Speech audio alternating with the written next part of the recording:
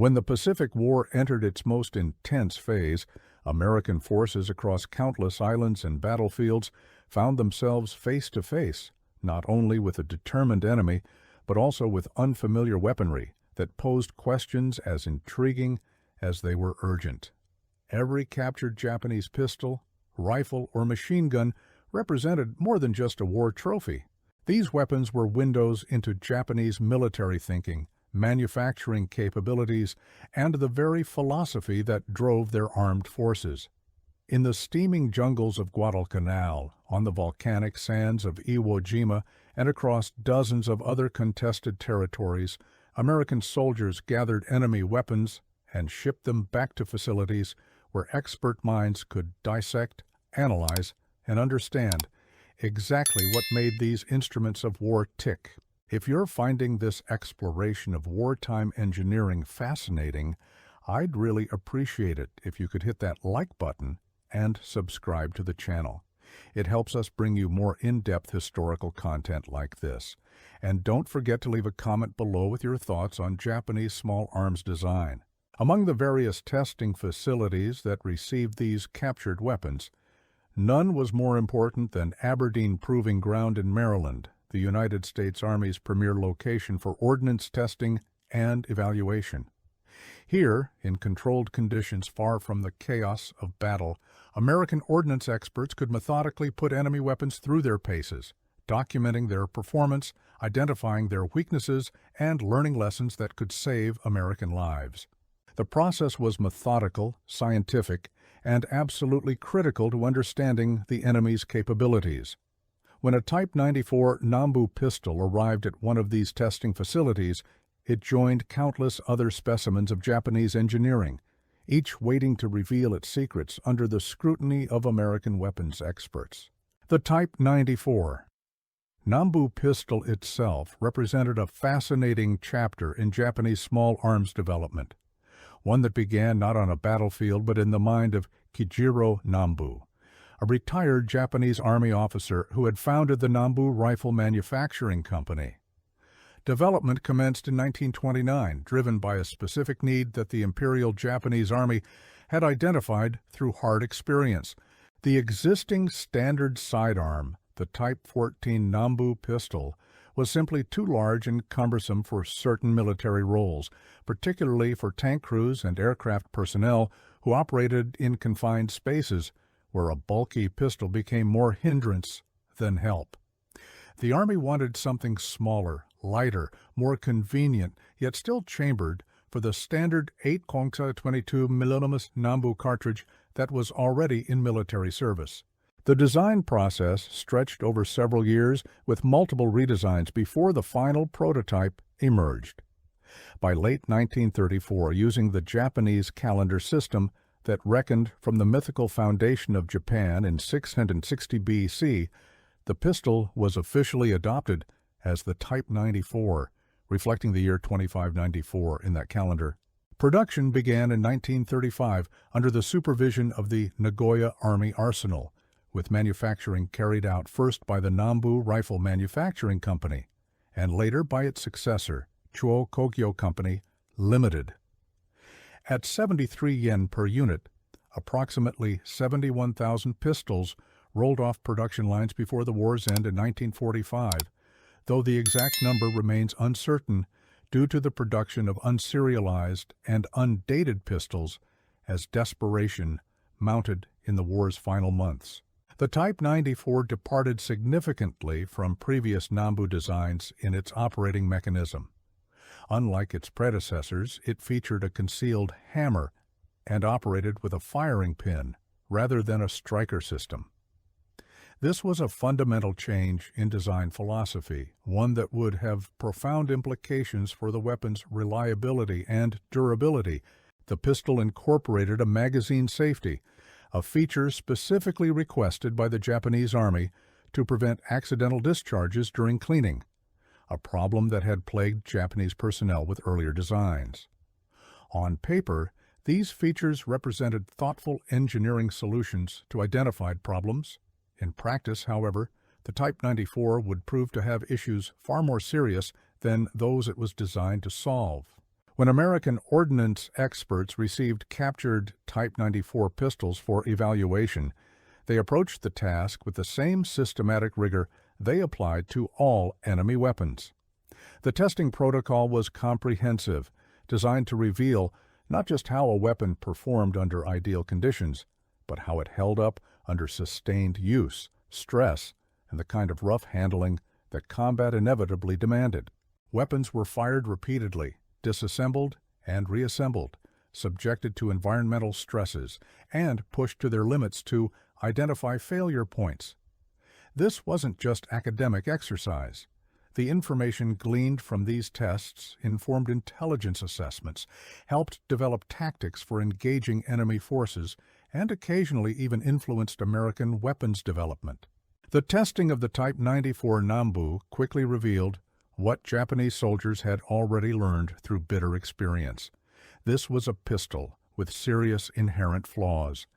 But among all the issues that emerged during testing, one particular failure stood out for its consistency and its implications. After approximately 150 rounds of firing, the Type 94's firing pin broke.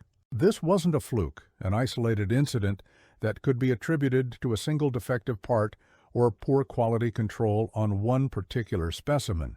The firing pin failure occurred with predictable regularity, pointing to a fundamental design flaw, rather than a manufacturing aberration.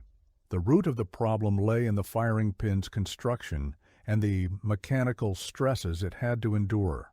According to detailed analysis by weapons historians Harry Darby and James Brown, the firing pin was inherently weak due to a recess cut into it to accommodate the crossbolt, a component essential to the pistol's disassembly.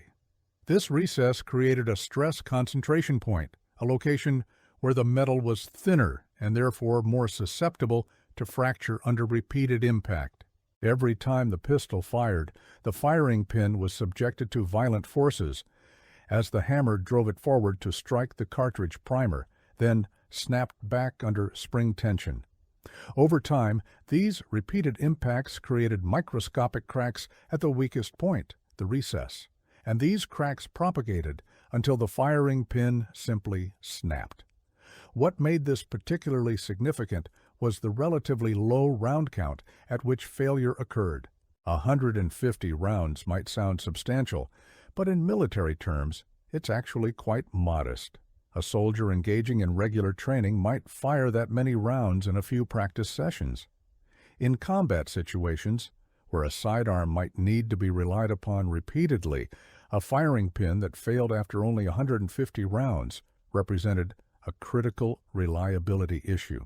The problem was so well known and so predictable that some Type 94 pistols were actually issued with spare firing pins included in their holster rigs, a tacit acknowledgement by Japanese ordnance authorities that the part was expected to fail.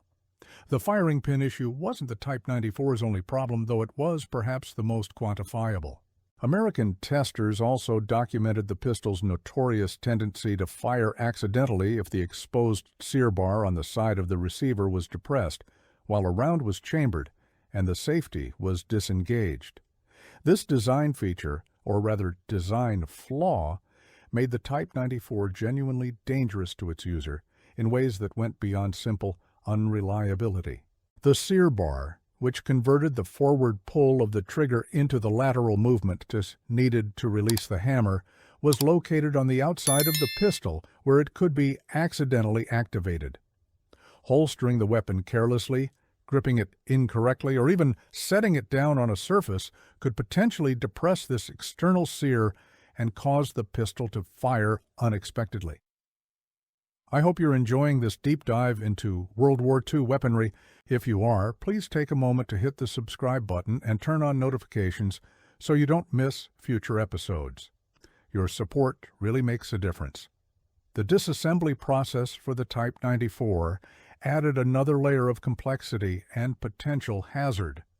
Unlike most pistols, which can be field stripped with relative ease, the Type 94 required a procedure so awkward and potentially damaging that it deterred proper maintenance. After clearing the weapon, The operator had to draw the slide back against the magazine follower to hold the bolt to the rear, then depress the firing pin while simultaneously removing the crossbolt. Attempting to remove the crossbolt without properly depressing the firing pin would damage both components, potentially rendering the weapon inoperable. This was especially problematic given that the firing pin was already prone to breakage under normal use.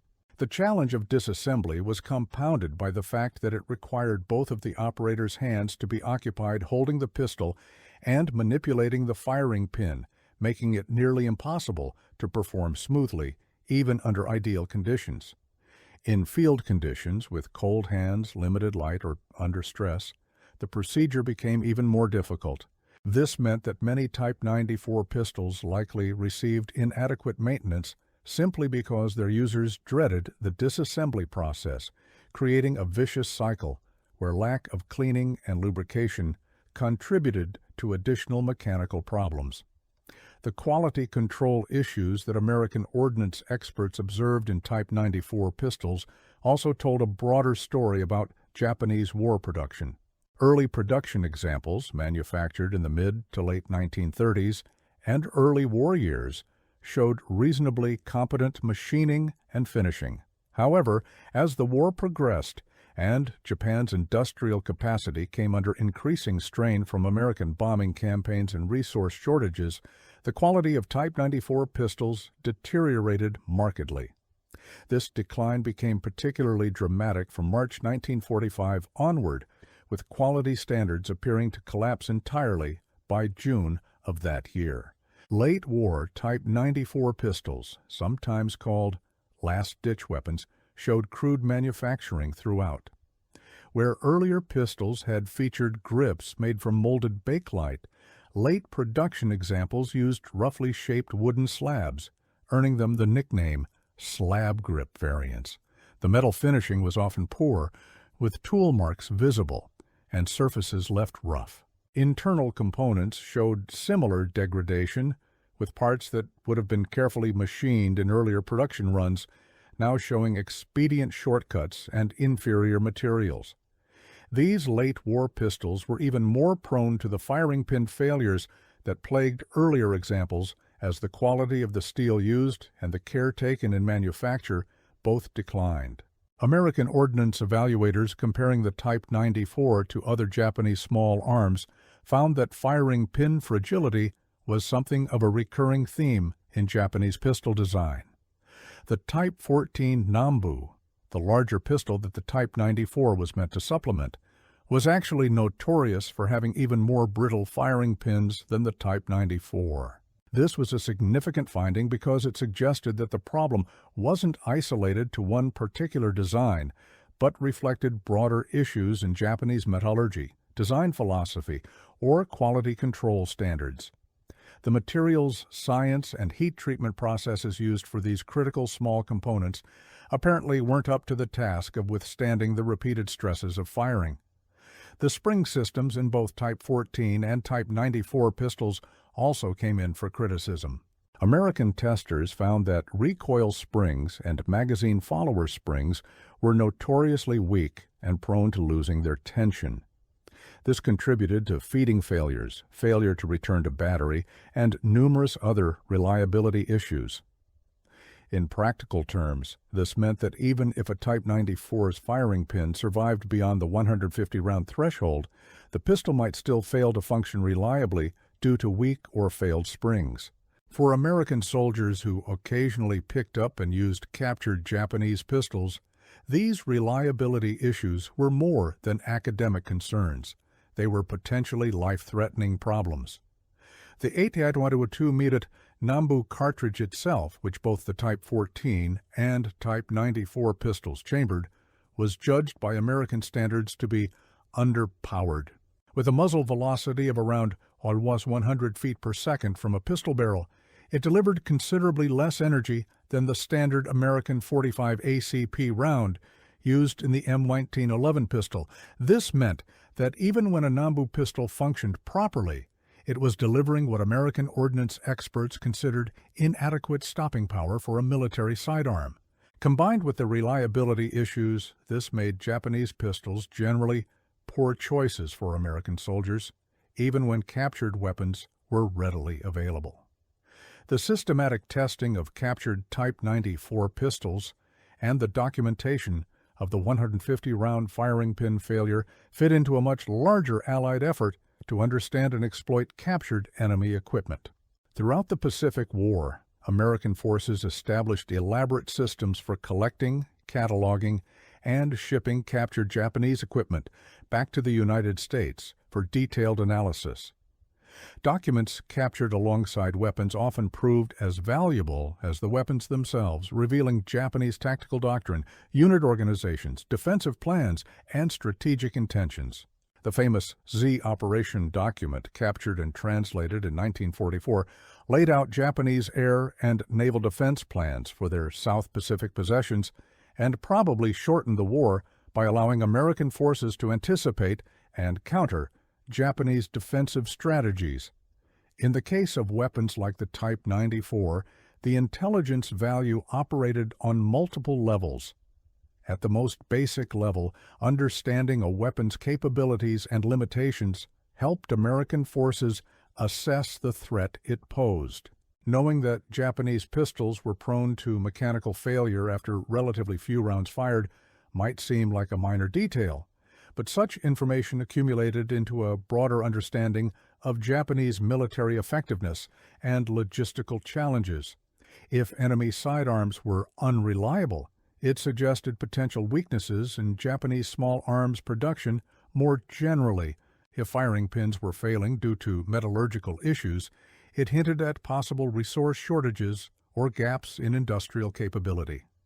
The Type 94's problems also provided insights into Japanese design priorities and constraints.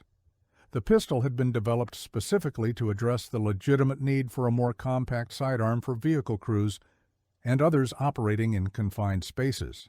The fact that it was adopted and produced despite its significant flaws suggested either that Japanese ordnance authorities didn't fully understand the severity of these problems during development, or that they accepted the flaws as unavoidable compromises given their manufacturing capabilities and available materials. Either interpretation was valuable intelligence about Japanese military decision-making and industrial limitations. For American soldiers in the Pacific Theater, captured Japanese weapons were complex objects that embodied curiosity, utility, and risk in varying measures. Official policy generally discouraged the use of enemy weapons in combat, primarily due to concerns about ammunition compatibility, reliability, and the risk of friendly fire incidents if American troops were heard firing weapons with distinctive sounds. However, the reality of combat meant that weapons were sometimes picked up and used, particularly in desperate situations or when Japanese weapons offered capabilities that American arms lacked. In the case of pistols like the Type 94, however, their poor reputation and documented unreliability made them unpopular choices even as war trophies. The nickname surrender pistol, sometimes applied to Japanese sidearms, including the Type 94, reflected both their reputation among American troops and the circumstances under which they were often acquired. As Japanese resistance collapsed on various islands and strong points, American soldiers would find caches of weapons, including pistols that had been abandoned or surrendered. The Type 94's tendency to fire accidentally when handled improperly actually made these captured pistols potentially dangerous even when the original enemy soldier was no longer a threat. American troops had to be educated about the external sear issue and cautioned to handle captured Type 94 pistols with appropriate care. The contrast between Japanese and American small arms philosophy became stark when ordnance experts compared weapons side by side. While the Type 94 represented an attempt to create a compact, lightweight pistol within significant constraints of materials and manufacturing capability, American pistols like the MS-1911 prioritized reliability and stopping power, even at the cost of additional weight and bulk. The M1911, designed by John Browning and adopted by the U.S. military in 1911, had proven itself through decades of service and countless rounds fired. Its 45 ACP cartridge delivered substantially more energy than the 8mm Nambu round, and its robust construction meant that properly maintained examples could fire tens of thousands of rounds without critical component failures. Similarly, American infantry rifles like the M1 Garand offered semi-automatic fire and superior reliability compared to Japanese bolt-action rifles. American Ordnance had prioritized giving every infantryman a semi-automatic rifle, even though it was more expensive and complex than a bolt-action design. This reflected abundant industrial capacity, sophisticated manufacturing technology, and a military philosophy that emphasized firepower and reliability. By contrast, Japanese small arms design reflected resource constraints, less advanced manufacturing technology, and different tactical priorities. The declining quality of Japanese weapons as the war progressed told its own story about the grinding pressure that American strategy was placing on Japanese war-making capacity. The strategic bombing campaign against Japanese cities and industrial centers, combined with submarine warfare that strangled resource imports, progressively degraded Japan's ability to manufacture weapons to consistent standards. The crudely made last-ditch weapons that appeared in the final months of the war, including late-production Type 94 pistols with their slab grips and rough finishing, were physical evidence of an industrial base under terminal stress. American Ordnance reports documenting these quality declines provided valuable intelligence to strategic planners. If Japanese weapons were becoming cruder and less reliable, it suggested that the economic warfare strategy was working, and that Japanese military effectiveness was being eroded not just by battlefield losses, but by the collapse of industrial capacity. The Type 99 rifle, Japan's standard infantry rifle by the war's end, underwent similar simplification and quality reductions, with late-war substitute standard versions eliminating features like anti-aircraft sights and chrome-lined barrels while using inferior steel and wood. These were the desperate measures of a nation whose industrial capacity was failing under relentless pressure. The 150-round firing pin failure in the Type 94 Nambu thus represented more than just a single technical defect in one particular pistol model. It was a data point in a comprehensive intelligence picture that American ordnance experts were assembling about Japanese military capabilities, industrial strength, and the effectiveness of Allied strategy. Every captured weapon tested, every round fired, every failure documented, added to this picture. The systematic approach to testing captured enemy equipment pioneered and refined during World War II would become standard practice for American military intelligence and would inform weapons development for decades to come. The legacy of pistols like the Type 94 extends beyond their wartime service into the realm of military history and collecting. Today, surviving Type 94, Nambu pistols are sought after by collectors precisely because of their historical significance and their notorious reputation. However, modern owners face the same challenges that plagued their original users. Firing pins remain fragile and prone to breakage. Springs lose their tension with age, and the complex disassembly process continues to frustrate anyone attempting to maintain these pistols. Replacement parts, particularly firing pins, are available from specialty suppliers who cater to the collector market, acknowledging the continuing problem that American ordnance experts documented 8 decades ago. The experience of testing captured Type 94 pistols and documenting their systematic failures also contributed to broader lessons about weapons design and military procurement. The importance of reliability over cleverness, the need for robust construction and critical components, the value of ease of maintenance, and the recognition that weapons must function not just in perfect conditions, but under the stress and neglect of actual combat use, These principles were reinforced by every failure observed in weapons like the Type 94. American weapons development in the post-war period would continue to emphasize these values, informed partly by the negative examples provided by examining enemy weapons that had prioritized different design goals or had been produced under constraints that compromised their effectiveness. The scientific approach to captured weapons evaluation that characterized American ordnance testing during World War II also represented a maturation of military intelligence practices. Rather than relying on anecdotal reports from the field or superficial examinations, systematic testing provided quantifiable data that could inform everything from tactical decisions to strategic assessments. The fact that testers could report with confidence that Type 94 firing pins broke after approximately 150 rounds reflected a methodology that produced reliable, reproducible results rather than speculation or guesswork. The story of the Type 94, Nambu and its failing firing pin also serves as a reminder that military history encompasses not just the dramatic narratives of battles and campaigns, but also the unglamorous details of mechanical function and failure. Wars are won or lost not only by strategic brilliance and battlefield courage, but also by the accumulated reliability of thousands of components in thousands of weapons carried by millions of soldiers.